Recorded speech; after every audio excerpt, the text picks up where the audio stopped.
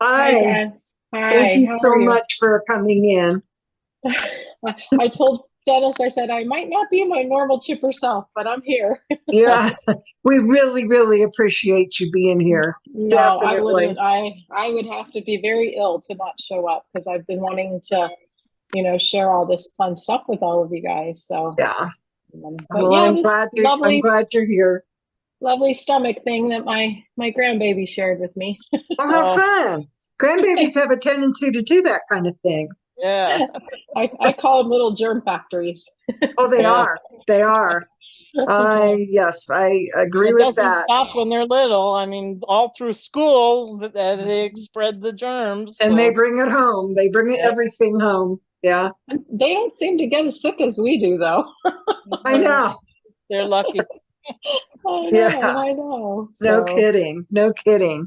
wonderful to see all of you. Yeah, well, we're going to wait just a couple of minutes. We've got a Of couple course. other people who will be coming in, and of course, they're being pokey.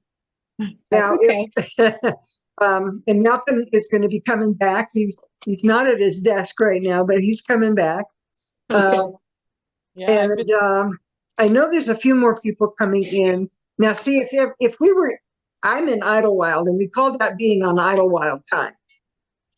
when when it starts, when everybody shows up, that's when things start. But I think we'll wait a couple minutes. So Mary, may I ask you, I'm sorry, Gina, really quick. When I'm ready to share, I just hit share screen. Yeah, let me make sure I've got it set up so that you can. Okay, yeah, I've got it set up so you can share. So when Okay, you're yeah. ready, it'll be fine. Yeah, Okay.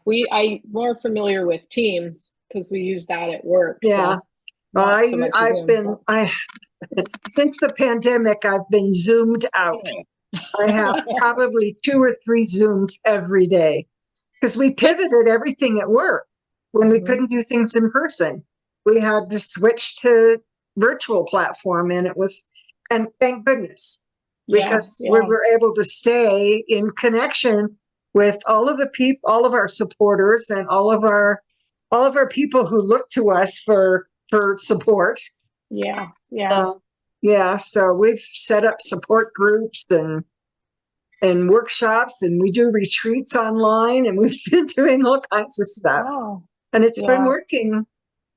Yeah, It's been great, I think, because it's been allowing people who normally maybe couldn't get out to, meetings and so forth. It's been allowing them to be more engaged, and it's been right, a good exactly. and bad. I mean, I miss the human connection Oh, I sometimes, do but too. I do mhm, too, for sure. yeah. Uh, okay. I know. What I was trying to say before is I've been out of touch for at least 6 months. It's been kind of a steady decline. I lost 3 family members, including my daughter, and I just was like, and the reason now too, bringing it up with about the online meetings, I've been going through group therapy Oh, Mhm. online. nice. It at least it's finally I'm getting back to reality. So to Yeah, speak. Yeah. yeah. Very It sorry takes for your time. loss, Gina. That's why finally I'm here. I'm It back. takes time, Gina, and I'm glad you're Yeah, back. yeah. Yeah. But I'm it sorry does. for It your loss. takes time. It takes time. So, Hi, all Jenny. right. Hi, Jenny. Hi, everybody. Hello, hello. Hey, Denny. All right. Dennis, we don't get to see your face. No, No, it's You're not going to see mine very I long looked either. at he's Look at me. it a little while ago, and I decided to spare you the offense. Hey, Hi, I've been in bed Kevin. all day with the flu. It can't be that bad. My Botox lips aren't turning out so well, so oh, Stop Oh, trying to I yeah. be got to black go back to man. the old ones. oh my goodness. All right. Mary, Uh, how you doing? I'm good. I'm good. Is there anything you need? No, sweetie, I'm okay. I'm hanging Okay, in there. Yep, hanging in there for sure. good. All right, Malcolm, I don't know. I know that Mark and Julie were going to be on here. I don't know where they are, but they'll show up or they won't. Like, what can I tell you? It might just be us, but we are recording this, and we will have this on our Facebook page, on our YouTube channel, and on our website. So we will take the section of the presentation and put it on there. So we have that so the people that miss it won't miss it. So, okay, Malcolm, it's all yours. All right. Malcolm, can I say one thing? Yes, The ma'am. people in West Virginia tried to steal your baby's pictures from me. He's That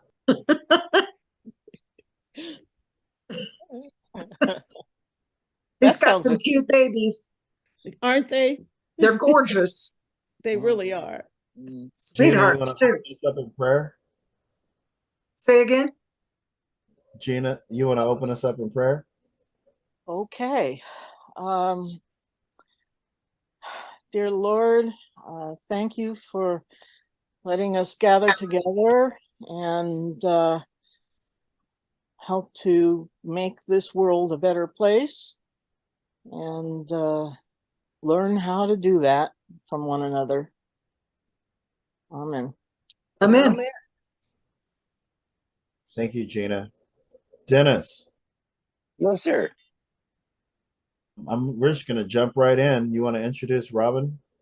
Oh, I'd be honored to introduce Robin. Robin Gilliland is an experienced consultant in assisting communities. And Robin, you can supplement what I know about you, but assisting communities in our area in Riverside County to deal with the challenges of their homeless populations that they're, responsible for in one way or another.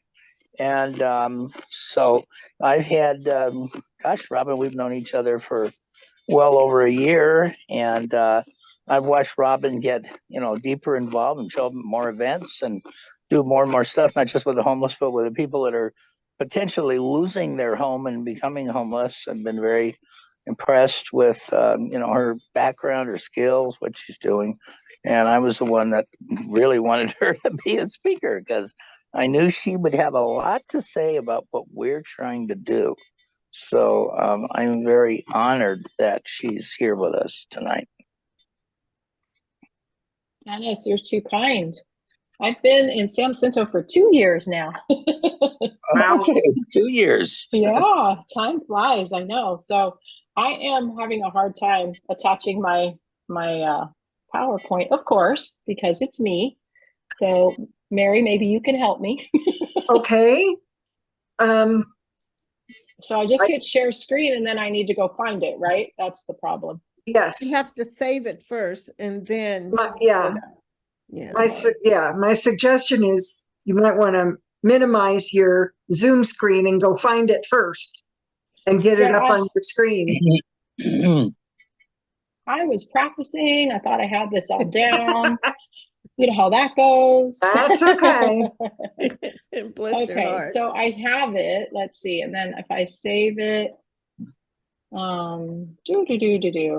If you just have it up on your screen, then you can go back to your Zoom screen and hit share and you'll be able to see it. Gotcha. Ooh. Okay, let's see. I'm at home and then slideshow. Just start the slideshow, right? Yeah, but you need to share first. Oh, see, now you're making it way too complicated. Oh my goodness. Okay. Well, and I toggle between a Mac and my PC. Oh dear. And so that's part of the challenge, of course. Of course. I think I got one figured out and then the other one just says no. No, it's either one or the other. I tell you, those two do not mix. Oh my goodness. Yeah. So I have it somewhere. I am so sorry, you guys. That's okay. Because I really wanted to share with you. I even have a video in there of all of our successes, and it's so fun to share all the good stuff, Right. Mhm. Now, have you hit the share screen yet? The share screen button? Okay, I'm looking to see. Okay, so it's in here. Okay, hit share. Yeah, Okay, and then now at At the Yeah. bottom of that screen, once you hit the share screen, it's Uh-huh. going to say, make sure you add sound. There's two little boxes on the bottom left. Make Gotcha. sure you click. If you've got a video in there, you need to make sure it shares the sound. Okay. And then up here, I need to go find the file. That's And then my you problem. find the file, right? Maybe it's in here.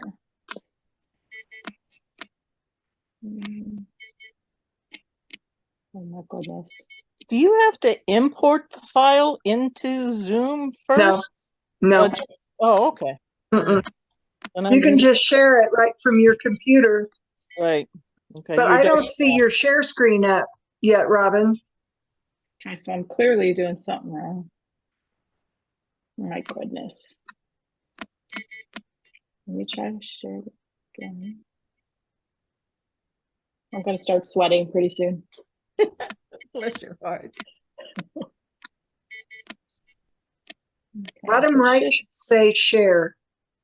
Bottom right of that screen. Robin, Yes, sir. you're what's Project Touch?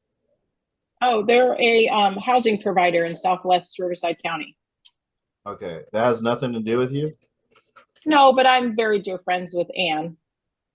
Okay, I know her very well. Yeah. I have this. Can you see this? Yes. This document has like all a list of all the programs. Yep. Um, She does a good list. Can you connect me with someone who can give me like an updated list? Because I got this in 2020. Oh my Yeah. goodness. Absolutely. And I probably have an updated one as well, but I can definitely make sure I get that to you. Okay. Because I use her list, and then what I've done is I had an intern in San Jacinto help me with, because her list is mostly Southwest County. And Yeah. so I had her I had an intern add all of the Hemet-San Jacinto area resources as well. So I have that list. I have that put together. Okay. If I could just probably use yours then. Yeah, sure. Okay, so Mary, I'm in this screen. It says, can I add to messages, airdrop it? No, you don't want to do that. Okay. Okay. I mean, because hang I on a can minute. see I can see it, but I can't. Okay, you can see your presentation on your screen. Yes. Okay, now go back to your Zoom screen Okay. to where you can see all of us. I see you. Yep. Okay, then go to share screen. Okay. Click the two little buttons on the bottom that say share sound and optimize for video. Mm-hmm. And then go over to share on the right-hand side on the bottom. Let's see what we get. All I get is system preferences. When it says share screen on the right, Yeah. Can you email it to me real quick? I can do that probably. I don't know though. It's pretty big, but I can certainly. I am so sorry, you guys. This is annoying. No, that's okay. You're human. If she yeah, if you want to emails it, email it to me, I can put it up. or Mary can share it too. Yeah. Well, anybody can. Hi, Felicity. You're not late. We're getting started late. Oh, maybe this is.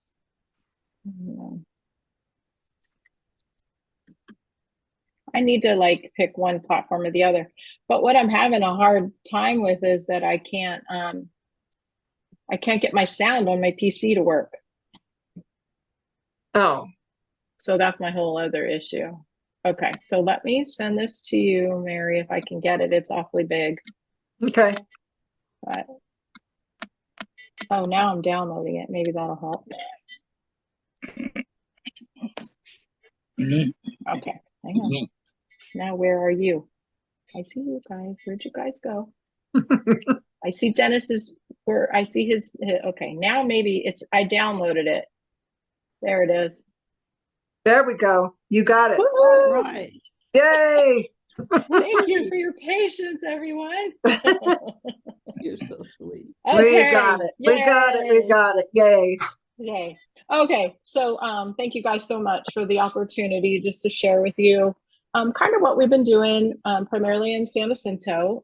As you know, Dennis was so kind to introduce me that the city of San Jacinto brought me on about 2 years ago. I had retired from the city of Temecula. I had been there for 25 years, started all their homeless outreach programs, worked closely with Sheriff's Department, Project Touch, as Malcolm had just indicated, and many other entities.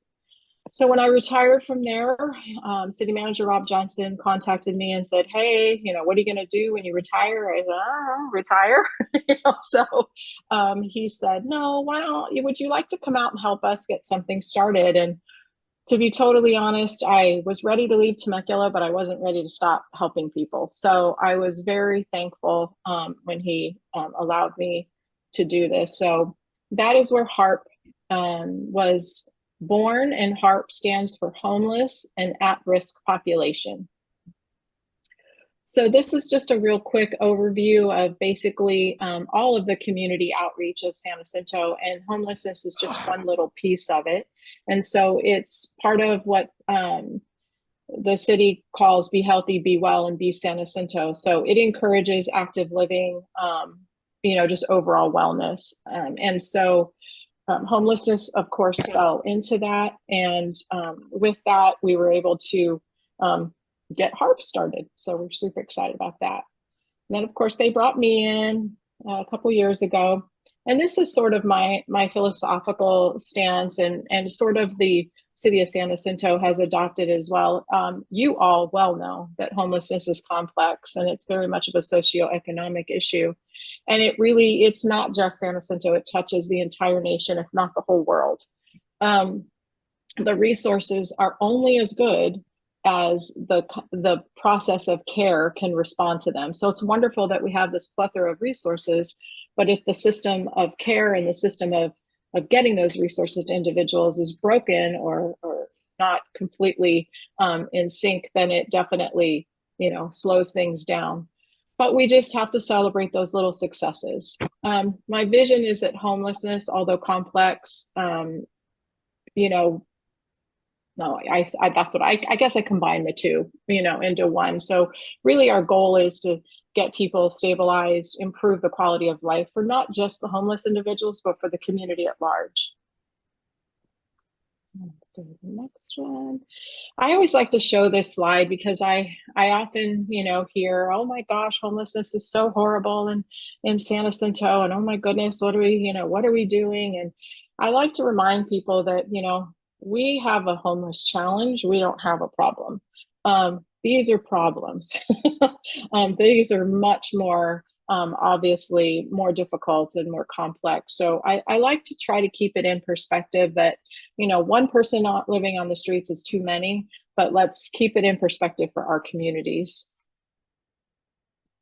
So this is just a little overview of sort of what I've done since I got to San Jacinto. So I did a discovery phase where I assessed any and all local resources that I could find. I initially, of course, because I'm contracted with the city of San Jacinto, I wanted to see what was right there in that little hub. And what I discovered quite quickly is not a lot. And that's okay. I mean, that's a good foundation of where to start. You have to know where the gaps are, so you know where to start to try to fill them. I started networking. Dennis was one of the very first people I met in the community, and Gina as well. And, just started to reach out to the community and see what are you seeing? What are you hearing? How are you feeling about things and all of that? I had my team, we got together and we conducted a census. Now, the census is different than the annual point in time that the city does. I kind of learned this in my days in Temecula working with CityNet. And the reason I like a census over a point in time is a census allows us to ask the questions we want to ask, not necessarily what HUD wants to know. So sometimes I like to know, where did you come from? Why did you come to San Jacinto? What brought you here? What was the key to that decision? And just other, in-depth questions. The other thing with the census is after you've been in a community for a while, much like myself and my CityNet team, we pretty much know everybody that's on the streets of San Jacinto by name, unless they've just rolled in recently, but we pretty much know everybody. And in a census, it's not self-identified all the time. So for example, if I know Joe, who lives, at Rancho Park, is clearly suffering some mental health challenges and he has addiction issues, but I go and ask him, Joe, do you have any mental health issues? And he says, no, just your voices in my head. Well, I'm going to answer yes, versus someone for HUD might say no. So this just gives me, I feel like better statistics, because I know he's diagnosed, he just doesn't really know how to express that necessarily. So that's the benefit of the census. We were able to very quickly acquire some grants, which allowed us to get our street outreach team, CityNet, going, as well as open an emergency shelter, which I'll get into. Community events, of course, Dennis alluded to. I love doing resource events. It's not just for homeless, but it's for the community as a whole. As I said, the at-risk population to me is just as important. If we don't stop the flow into homelessness, then it's only going to continue to get worse. So prevention is a huge, huge piece that I really want to expand.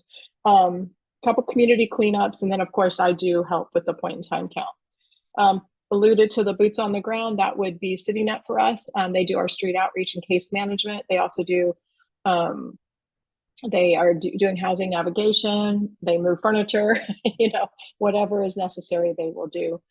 There are some zero tolerance events that if the Sheriff's Department is going to be doing a zero tolerance event, we go along with them. That way we assure that the individuals have their items properly stored, as well as a resource card. So when they are released from incarceration, they know that they have the option to call us. I developed a crime reducing business kit that I share with all of the local businesses. And then community education to me is really critical. I'm just getting the community to understand really sort of the do's and don'ts of giving and how to appropriately give. And so we encourage individuals to move forward. And then housing, I've got some things brewing right now that I'm trying to work on with getting some more housing, because that's a definite need in our region. So as I mentioned, I did go through all the churches, local nonprofits. I just wanted to identify the gaps. And I realized, we do have a couple local churches that provide food and some, grocery boxes and a little bit of clothing and that kind of things. But I just wanted to really, continue to build a robust program. Networking, this is the key to success, I feel, for any city. You have to have partners. Within the city, it's us. We work very closely with code enforcement, and we work very closely with our public utilities team. In the public safety area, of course, we work with the Sheriff's Department. County probation has been really great to work with in San Jacinto, and CAL FIRE. We're kind of pulling them in a little bit more and more, getting them to understand, how to respond when they're getting calls for service. Of course, the street outreach and case management with CityNet is absolutely one of the key pieces to continuing people moving in the right direction. And then we are the first city to be allowed to get into the care portal system. So I don't know if anybody's familiar with care portal, but it's basically a organization, and I don't know if it's a nonprofit, but it's an organization that has a network of churches. And basically, so for example, last week I had a single mother, teenage son. They fled domestic violence. They were in our emergency shelter for about 2 weeks. She was able to find a place to live. So we were trying to get her moved into her new place. Of course, by leaving under those circumstances, she had nothing. She had literally no furniture, nothing. I put some requests into Care Portal, and 412 Church responded immediately, provided her with a couch, love seat, and refrigerator. And then another church provided beds for her and her son. So it's that kind of system. And I got to know the girl that was the regional director. And I said, well, can we try? Because usually cities don't do this because you have to pay to be a part of it. And I asked her if we could just try. And so San Jacinto Unified School District and the city of San Jacinto was part of that. So faith-based community, obviously, we need the faith-based community. They are the heart and the soul of each community. They have an opportunity to educate their parishioners and philanthropic organizations. There's not a lot in San Jacinto that I've been able to really tap into. The Lions Club has been great, providing a few things, but outside of that, there's just not a lot of that sort of things going on. The business community, I think, is important. They have to understand how to, when individuals are coming into their store, how to handle it safely, because obviously some individuals can be dangerous and they need to be able to sort of understand that. And also protect their employees and their products. I was out Tuesday with code enforcement, and the Rite Aid on State Street has lost over $87,000 in the first quarter already from theft. So just, trying to address his frustration with that. And I totally understand that, so. And then we've been partnering with MSJC we did a joint resource event not too long ago. So that was pretty exciting. And so we're working with them a little bit more closely because they have the basic needs center for their college students. And sadly, there are a lot of college kids that are hitting the streets and have nowhere to live. So we've been trying to sort of brainstorm different ideas. So that's that. And when I talk about the faith-based community, this is sort of what we do. I know Gina and Dennis have been kind enough to come to a couple of my events, and we call them the Hope Warriors. It's a church collaborative, and this is where we get as many entities together in one place. In the past, the Sheriff's Department and CityNet has transported homeless and anybody else who needs a ride over to the church so that they have an opportunity to sign up for whatever they may be eligible for. And it could be as simple as the last one. We had a couple young girls on our streets in San Jacinto that were pregnant. And so, we said, oh gosh, we've got to get condoms. And so we went to the county and they provided them for us. So the street outreach team is able to distribute that. We want to minimize, obviously, pregnancies if they're unwanted, especially on the streets, and secondly, any sort of disease prevention. So again, this is when we went out and did the census, and these were the numbers that we came up with. Now, this is 2 years ago when I first started. So within the city limits, we had about 57 individuals, and then when we went into the river bottom, that was the difference between the 57 and the 81. Technically, the river bottom is not city property, it is county. But as many of you can imagine, many of those individuals, they roll in and out of the city of San Jacinto. So we do come in contact with them.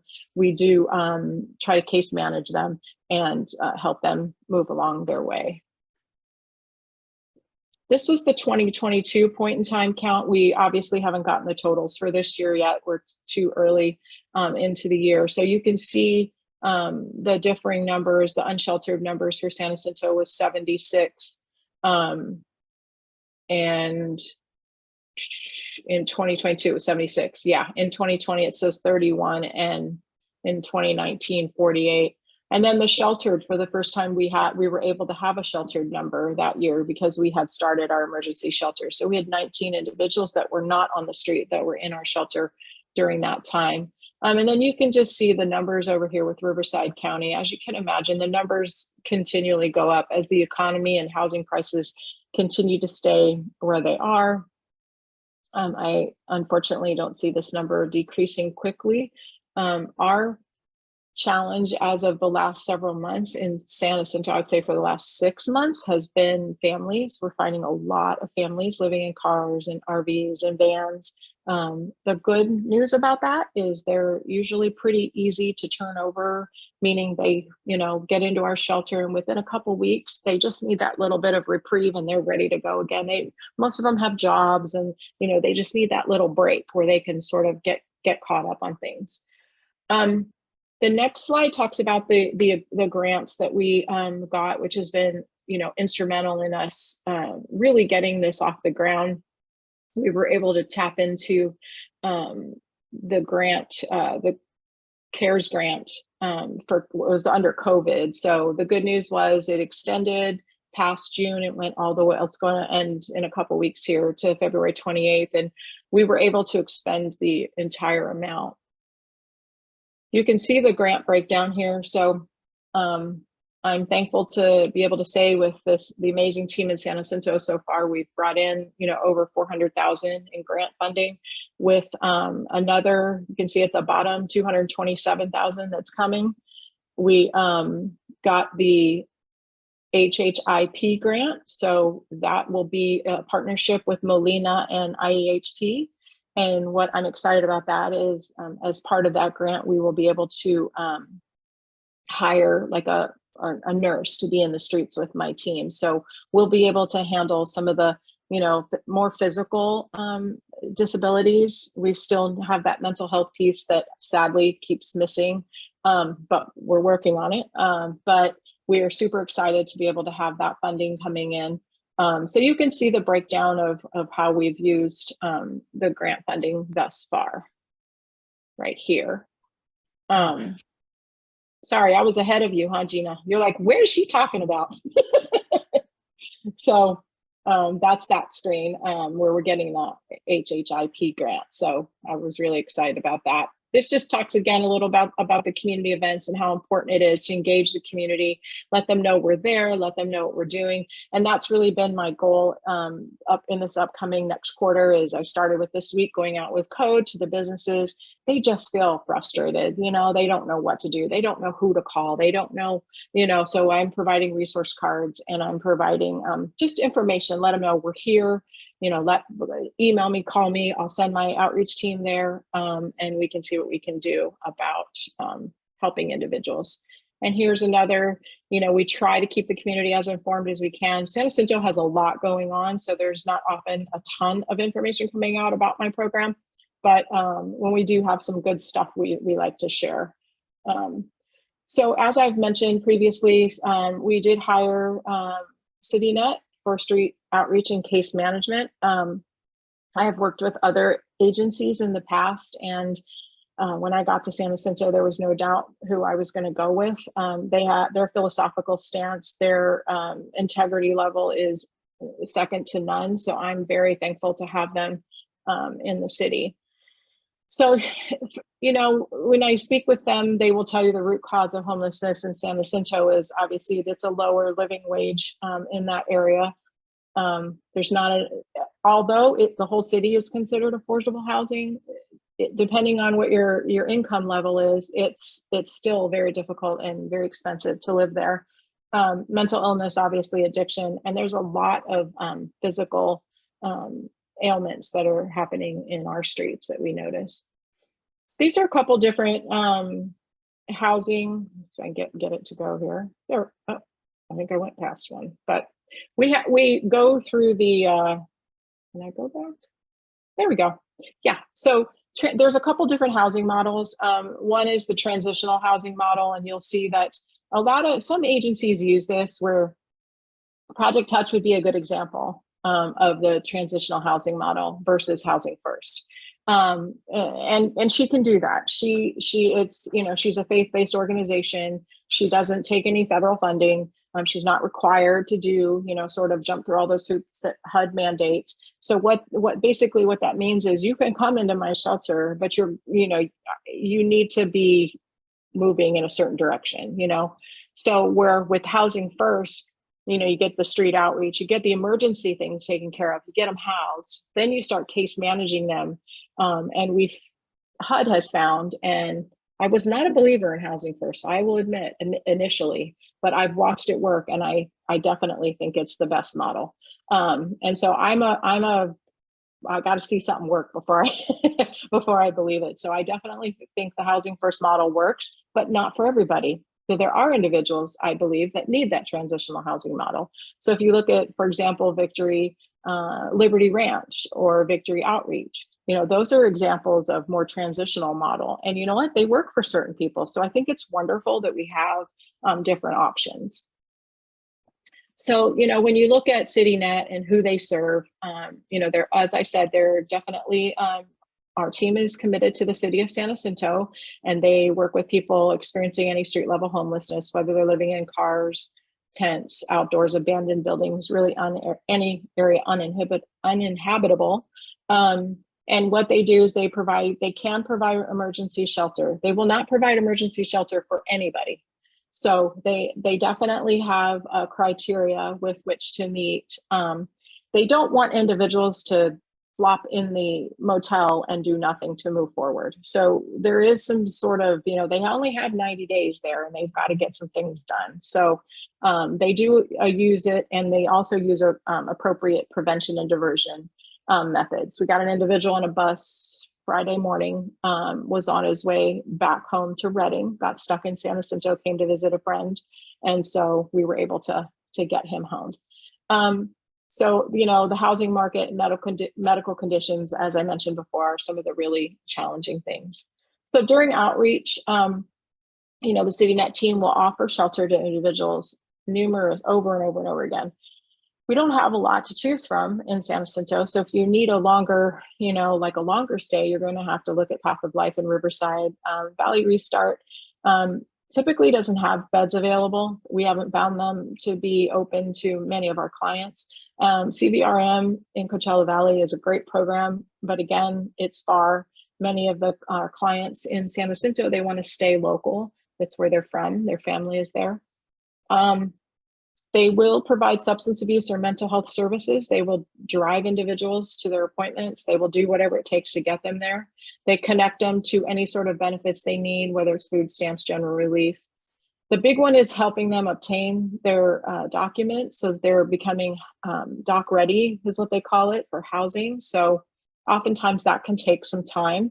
During COVID, it was really challenging. I mean, the Social Security office wasn't open, for walk-ins. And so and DMV wasn't open. So it slowed everything down. So what should have taken, maybe 6 weeks would take up to 4 months. And so we just kept having to work at that. As it says here, they will provide transportation to, medical appointments, the DMV, shelter, anything they need. They also, one of the things we found immediately when I got to San Jacinto was individuals were unable to get to Banning Courthouse in time for their court appearance. Their court appearance would be at 8 o'clock on Monday morning. There's no buses that early from San Jacinto to Banning. And so we were finding that individuals were having more and more warrants under their name because they couldn't get there. So we now, if you're in our case management, the CityNet girls find out what your dates are and they will drive you there. They will make sure you're there that morning. Employment assistance, housing navigation, I mentioned, and reunification with family or relocation as necessary.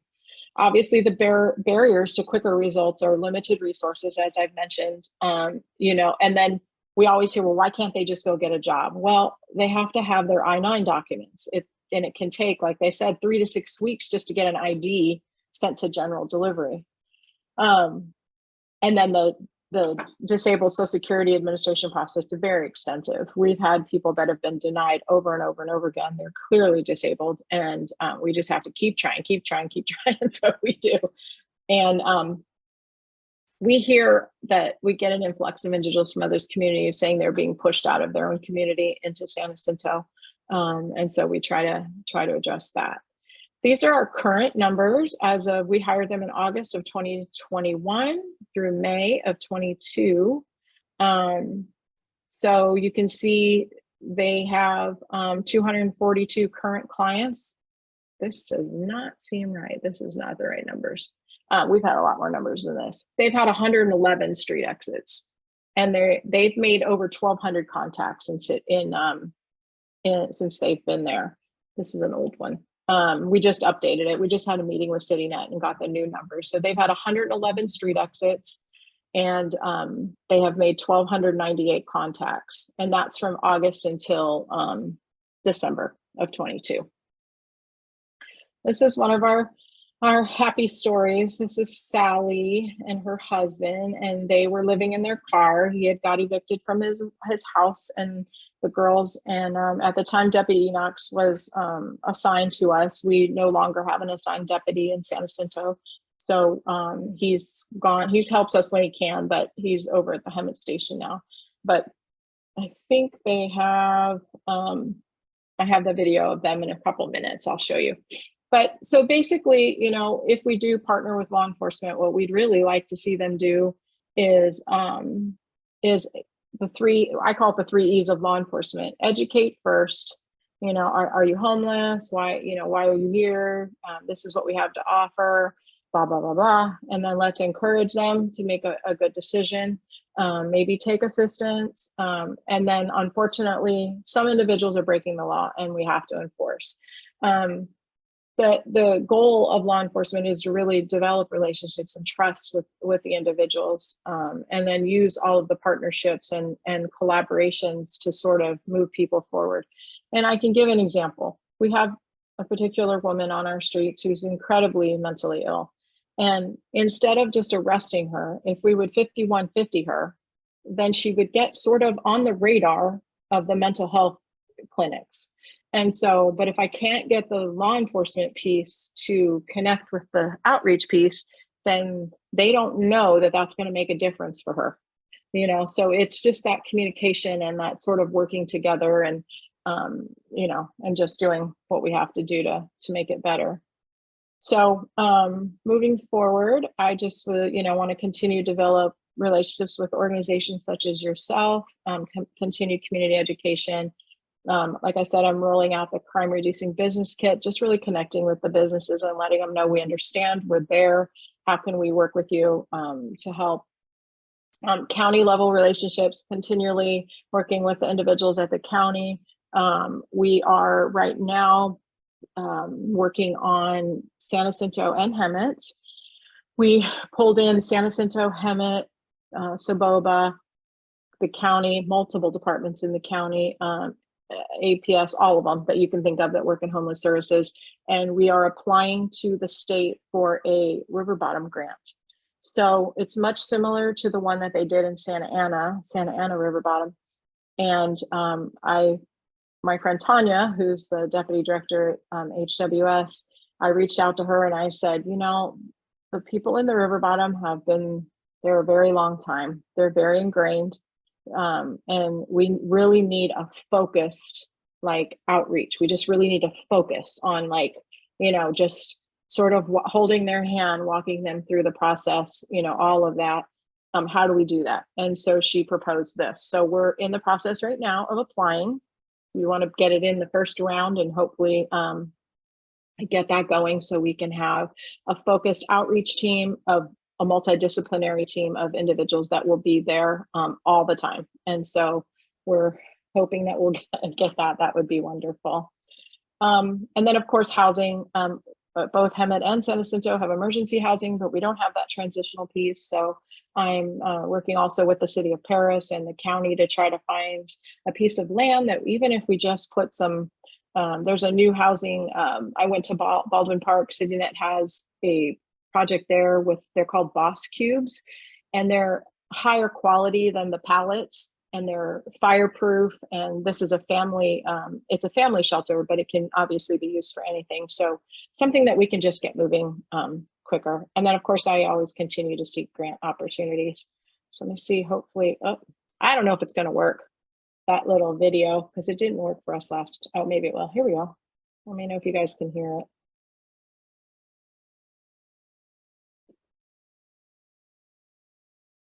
I can't hear it, but I can see it.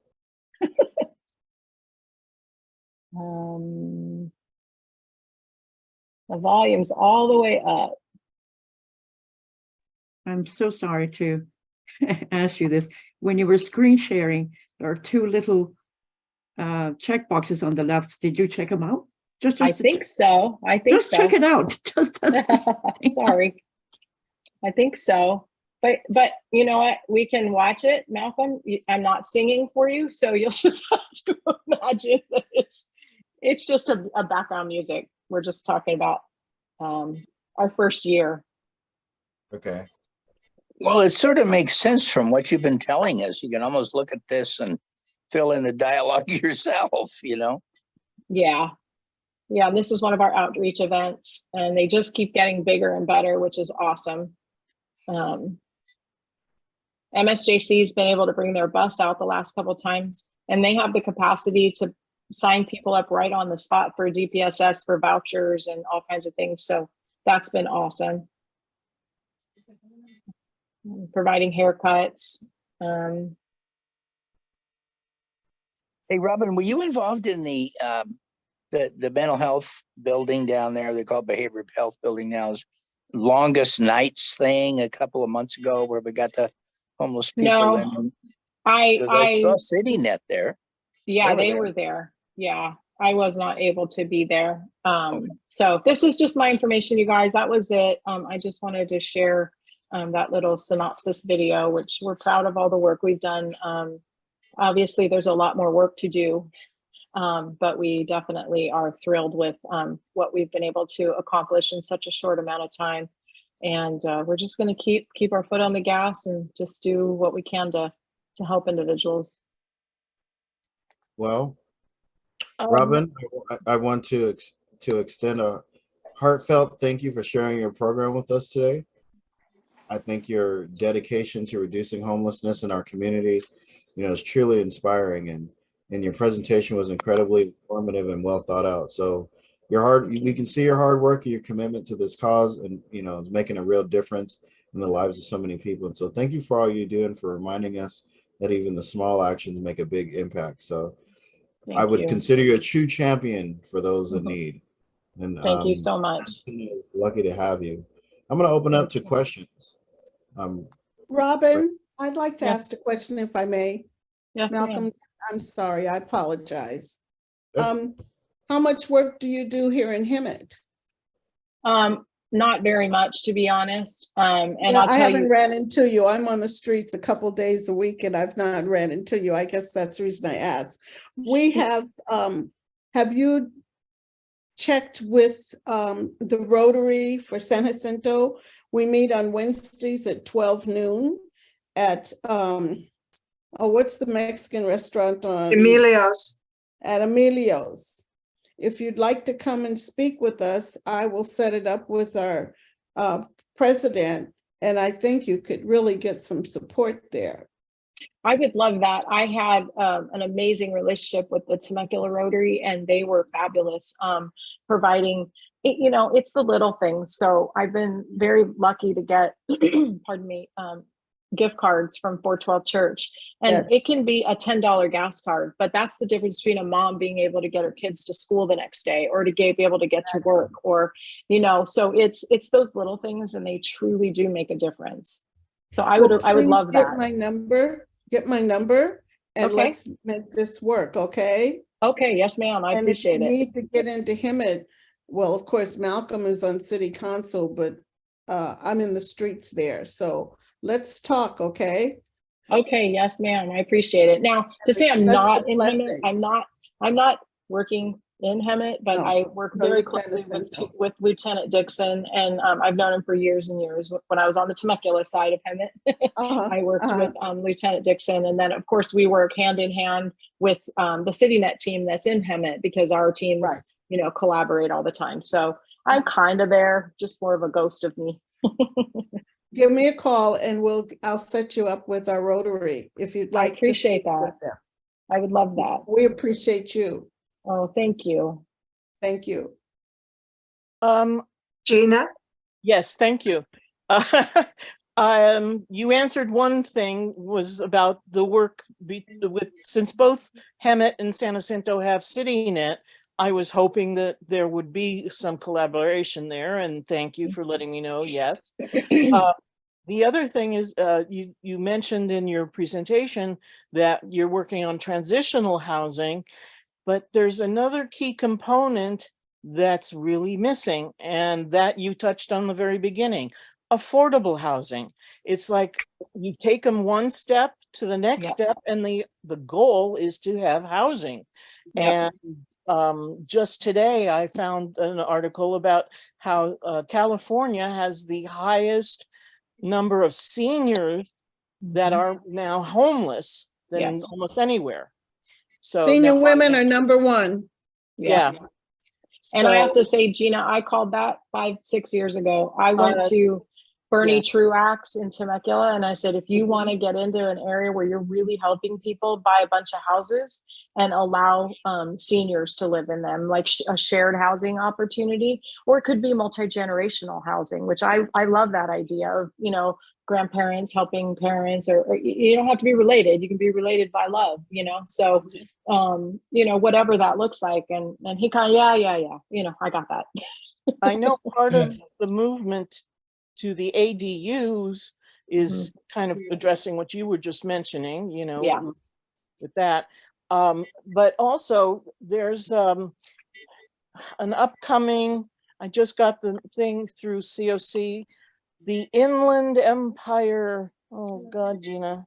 I know what you're talking about. It's like all the housing developers and stuff are getting together. Yeah, I went there last year and they're having their second annual. And Malcolm, I wanted to flag it to you as well. It is definitely worth it. Unfortunately, I didn't connect with all these people. I mean, I connected with them there, but I didn't go the next step. And I think that's where both Hemet and San Jacinto are ready to do that, because without the end game, they're going to be back on the streets. Well, and thankfully with the, we're using the grant for the river bottom as a potential opportunity to look at some current structures that might be in the region, that because we can use some of that grant, actually required as part of the grant, to have permanent supportive housing.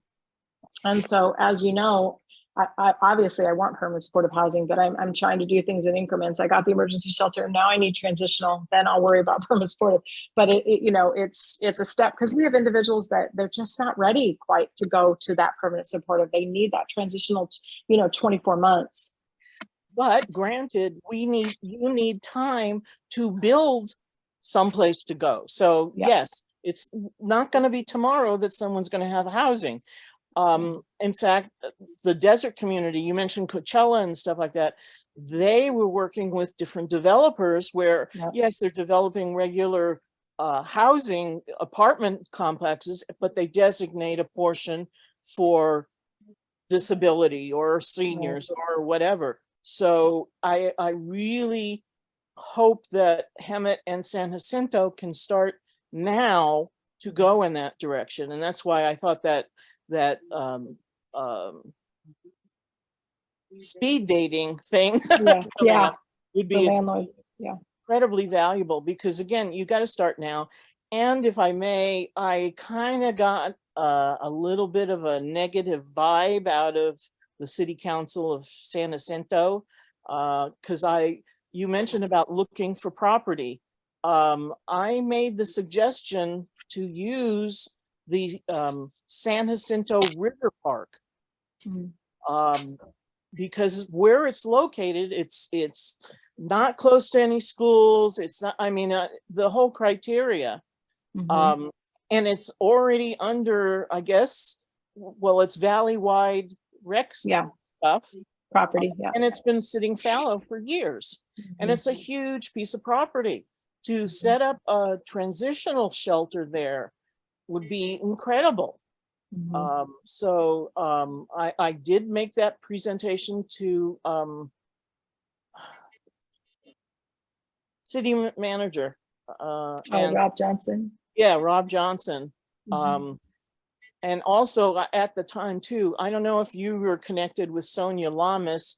Malcolm, I know you know, because she's with the, and she's moving forward now with her project, the Lamas Housing Project. And it's like, keep at it now. I want to say thank you to Hemet and to San Jacinto and to what you have been doing.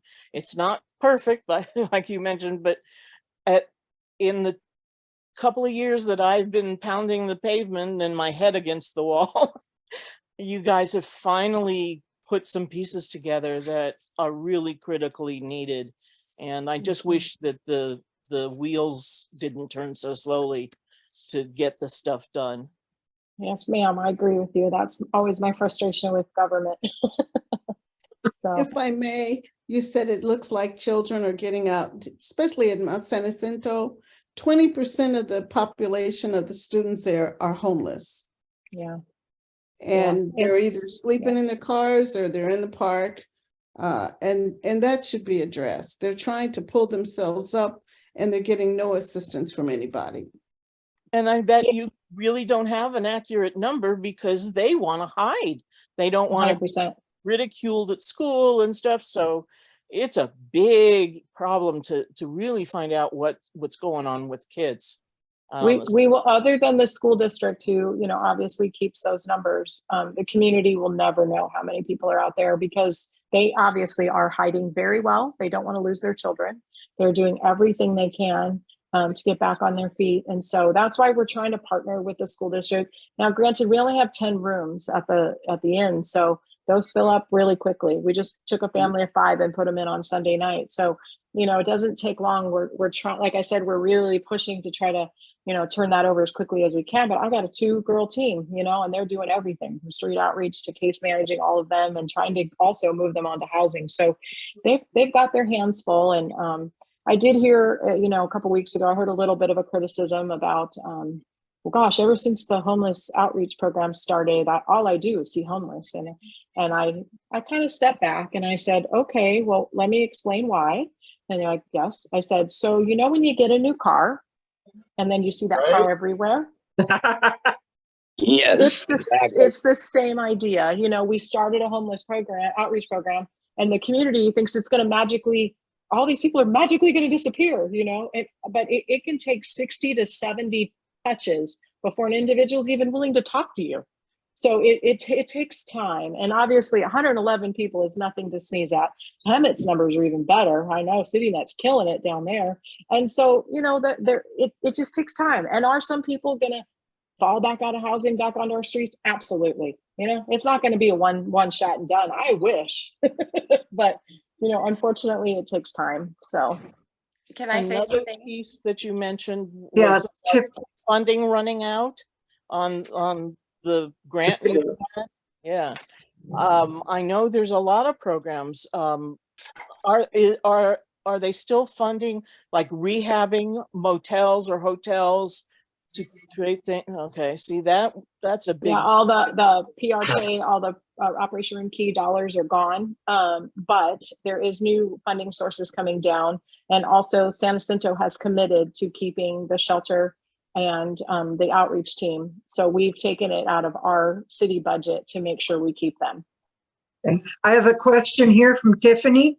Yes, ma'am. Hi, Tiffany. Hello, how are you? Good. I just wanted to say, I'm coming from the riverbed, Santa Sana Riverbed. Okay. And I am in a program now with CityNet where I am at the inn. Yay. Yes, yay, I know, and I'm 100% clean and sober. I'm doing it, well, pretty much by myself with my dogs. And my biggest concern, I've been here 2.5 weeks, is Okay. the transitional housing. I mean, CityNet, it's a great program, it definitely is, but they are just basically a shelter. You know, there's no permanent housing after that. And so, I mean, they help with the resources to help us get where we need to get. I mean, to try to get that housing.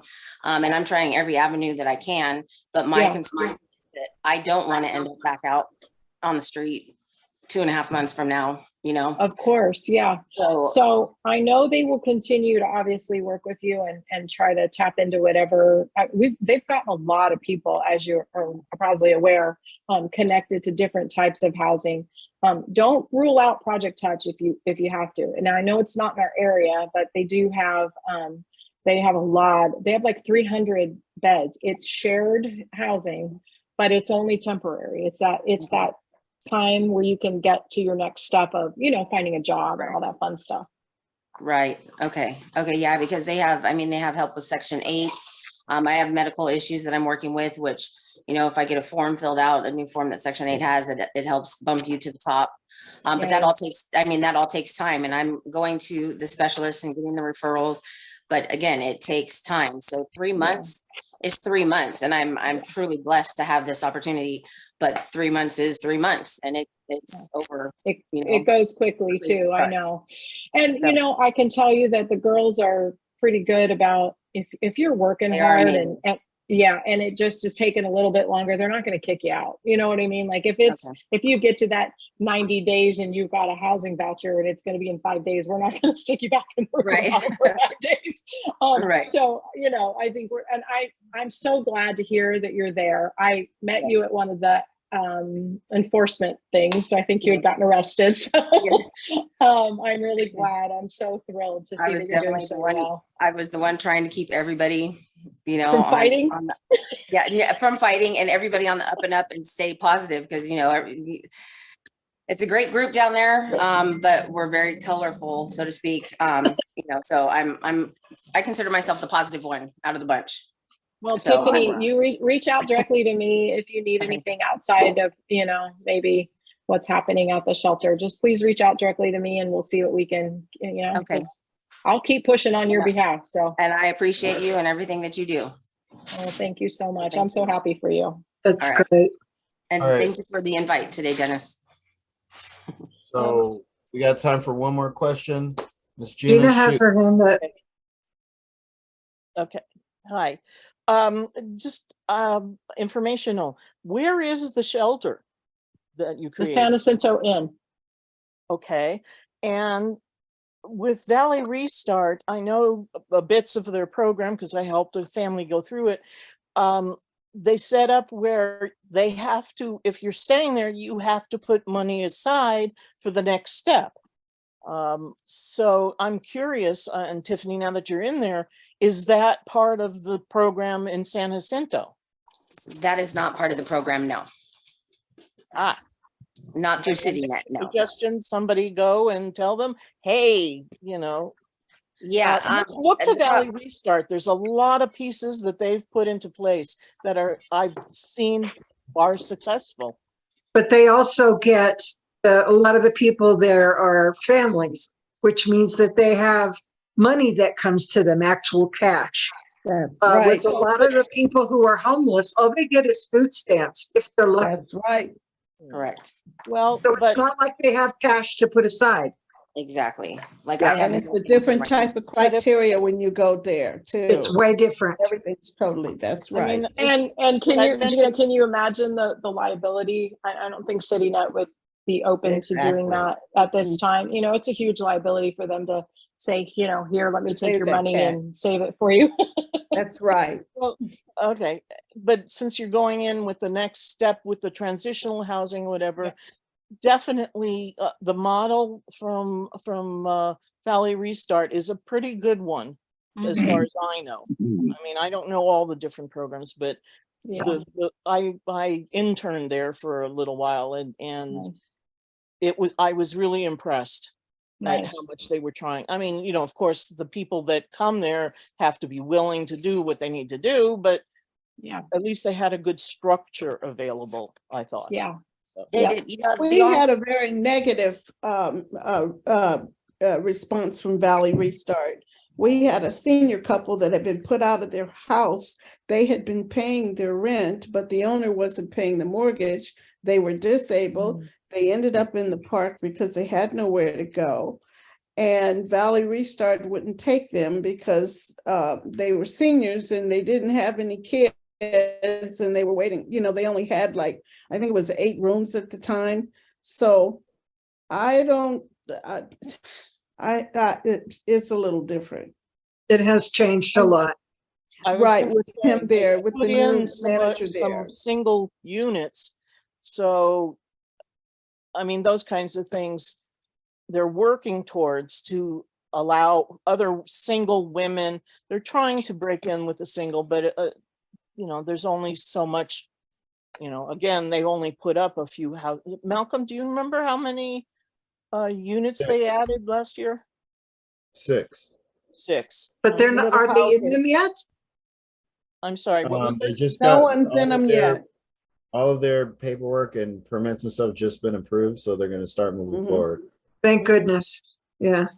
Okay. Because But it's with needed. Restart, I can tell you because I used to run it. It used to be licensed for 75 individuals. We had seniors and singles and families, and we had them separated, and we had staff that kept them separated. And then it got changed. The city changed it and they said, we'll give you money, but you've got to reduce it down to 35 people. Well, they reduced it to 35 people and never got the money. So, I mean, Wow. this is history. This is old history. Yeah. But that's kind of where this has gotten to, where they will only take families. And, you know, it has changed a lot. Yeah, it's changed a lot. And with the new manager, he's really trying to work with the I know. community. I know Yeah. he is. Those little bitty houses, they're so tiny. Lord have mercy, I'd get claustrophobia up in there. But if you don't have anything, you know what I mean? But it's private. I know. I was a little disappointed when I heard it was just a single bed, whereas I've seen units that are at least 2 beds. So you can't get no 2 beds in those places. They're too tiny. Okay. Please shut up. Well, Can I ask a question? all right. This is final one though. 'Cause we got Okay, here's my question. Malcolm, I asked you if why homeless people can't sleep in their cars, and you said, well, we have an ordinance about it. I went to the sheriff department in Hemet. I asked them, and they said, oh yeah, they can't sleep in their cars. There's a city ordinance against it. And I think there might be one in San Jacinto, although we have a lot of homeless people living in these cars. And if the police take their cars and have them towed, we all know that they can't ever get them back because of the way the tow companies charge. And so now they're on the street. So I'm wondering, Robin, I mean, I think it's a disgrace that that's going on personally. But Robin, you have so much more experience. I'm wondering what your position is on this idea of, do we let them live in their cars as long as they're working or not? Just what is your own personal position about that? Well, that's a tough one, Dennis, because it's sort of like that. You open up that can of worms, you know, and then you have communities that are just covered in, you know, broken down cars. And, you know, I believe me, you know, my heart is for these individuals. That's not the problem, but I often say in San Jacinto, we've got 57 homeless and 100,000 other people that live here. And so how do we balance that? You know, how do we balance that? If Gina wants to go down to the park, she should be able to go to the park and not have to incur, you know, harassment or needles or a car that could potentially honestly be health hazard, you know, because sometimes of some of the things that are in the cars. And so it's just this balance for the community. And I think that's where that has come in so heavily, as well as the motorhomes. You know, like in LA County, they won't even take motorhomes anymore because they can't get rid of them because they're in such poor condition that, you know, they can't get rid of them. And so I know it's that balance. And that's why I'm so pro prevention. I'm so pro, you know, let's give them the $200 it takes to keep them in their apartment versus living in their car. You know, I've said for 8 years, I've been doing this, that so many families are one flat tire away from living in that car, you know? And so that's where, you know, you get your local mechanic and you connect him with your outreach team or with your city representative. And then they can say, hey, if you could provide this family with a tire, which is a tax write-off for him, right? It's a win-win. Like the family gets to keep their car and they get to keep their house and they get, you know, it's just this trickle down effect. The challenge is obviously getting all that coordinated and a system set in place. Yeah. I kind of think Thank you. we've got a lot of empty lots, a lot of empty property. Designate X property or, you know, Z property for places for them to park. Pop up is the other thing is sanitation. The Andy Gump set one up so they had someplace to go. Part of the problem I know down in the riverbed, they were rounding up trash, but then what did they do with it? There wasn't a bin for them to put it in, and there wasn't a system to take it away. Those are few simple pieces that can be put into place that would help alleviate being on the street and having the cars towed and having people incarcerated and causing more problem. But Yeah. who's gonna pay for all that? Well, how much is the city paying for incarcerating More. these people? Yeah, you're How much paying is for the it city now. paying for For the the tow sweeps. trucks to come and grab these people every other day? I mean, there's a Hey. cost benefit to Hey, everything. I hear what you're saying, Gina, but everybody keeps saying, how come we can't find some property or something like that? But you don't understand that these people who own these properties don't give it up. Well, that's why I brought up, Sure. in my case, the river park, because it's nothing that has to do with citizens living there. The owner is who? The county. The owner is, and the same Yeah. thing. Each And if city, somebody San dies Jacinto in and Hemet, have properties that they have sitting fallow, and I know they recently sold a parcel that could have been utilized to be a safe encampment. So, Excuse me, that's- Malcolm, I have to go to another meeting. I don't Okay. mean to be rude, but I gotta go. And I'm sorry. Hi, Denny. I've been trying to land You this guys plane. take care. And don't forget, get in touch with me, Robin. Let's make Yes, something ma'am. happen for you. Absolutely. I appreciate it. Excellent presentation. Thank you Thank much. you. Thank Thank you you. so much. And Malcolm, we'll see we you are next over week. time. Yeah. So Bye. I'm gonna Love you let guys. you Thank guys. you, Robin. Thank you guys. I appreciate it. What'd you We say, Malcolm? appreciate you. I just want to end it. So Okay. thank you all. Thank you all for coming today. To discuss such an important issue, sharing ideas and stuff like that and experiences. I love hearing from all of you. There's a lot of stuff that people are missing when they're asking for ideas and stuff. So I just want to encourage you guys to carry this momentum forward and continue working together and make positive differences in people's lives. Okay, let's keep pushing forward. And it's been an honor to hear from everyone. Sounds good. Sounds See you good. Tuesday, Malcolm. Take care, All right. Malcolm. Thank you, Robin. You're God welcome. bless Thank you all. you. Thank Take you. care. You too. Bye. Bye, everybody. Bye.